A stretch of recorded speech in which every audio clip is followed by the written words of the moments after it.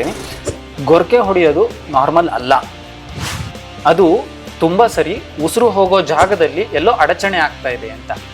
ತುಂಬ ಸರಿ ನಾವು ಎಲ್ಲರೂ ಗೊರಕೆ ಹೊಡೆದಿರ್ತೀವಿ. ಯಾವಾಗ ಅಂದರೆ ಶೀತ ಆದಾಗ ಎಲ್ಲ. ಯಾಕೆಂದರೆ ಶೀತ ಆದಾಗ ಎಲ್ಲ ಮೂಗು ಗಂಟಲಲ್ಲಿ ಸ್ವಲ್ಪ ಬ್ಲಾಕ್ ಆಗಿರುತ್ತೆ, ಬಾವು ಬಂದಿರುತ್ತೆ. ಅಂಥ ಸಮಯದಲ್ಲಿ ಗೊರಕೆ ಹೊಡಿತಿರ್ತಾರೆ. ಮಕ್ಕಳಲ್ಲೂ ನೋಡಿದ್ರೆ ಶೀತ ಎಲ್ಲ ಆದಾಗ ಮಲಗಿದಾಗ ಗೊರೋ ಗೊರೋ ಗೊರೋ ಸೌಂಡ್ ಬರ್ತಾ ಇರುತ್ತೆ. ದೀರ್ಘಕಾಲದಲ್ಲಿ ಗೊರಕೆ ಹೊಡಿತಾರಲ್ಲ, ಇದಕ್ಕೆ ಬೇರೆನೇ ಕಾರಣ. ಇದು ಒಂದು ವಿಸರಲ್ ಒಬೆಸಿಟಿ, ಅಂದರೆ ಅಂಗಾಂಗಗಳ ಮಧ್ಯೆ ಕೊಬ್ಬು ಕೂರುತ್ತಲ್ಲ ಅದರ ಭಾಗ. ನಮ್ಮ ಹೊಟ್ಟೆ ಮೇಲೆ ಹೊರಗೆ ಎಲ್ಲ ಕೊಬ್ಬಿರುತ್ತಲ್ಲ, ಇದು ಅಂಗಾಂಗಗಳ ಮಧ್ಯೆನೂ ಕೂರ್ತಾ ಹೋಗುತ್ತೆ.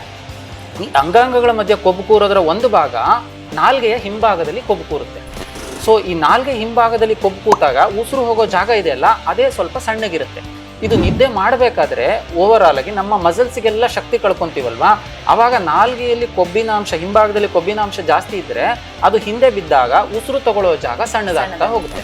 ಆರೋಗ್ಯದ ಬಗ್ಗೆ ಹೆಚ್ಚಿನ ಮಾಹಿತಿಗೆ ಡಾಕ್ಟರ್ ಮೂಲಕ ತಿಳಿಯಲು ಮ್ಯಾಕ್ಸ್ ಸೂಪರ್ ಸ್ಪೆಷಾಲಿಟಿ ಆಸ್ಪತ್ರೆಯ ಯೂಟ್ಯೂಬ್ ಹಾಗೂ ಸೋಷಿಯಲ್ ಮೀಡಿಯಾ ಚಾನೆಲ್ಗಳನ್ನು ಹಿಂದೆ ಸಬ್ಸ್ಕ್ರೈಬ್ ಮಾಡಿ.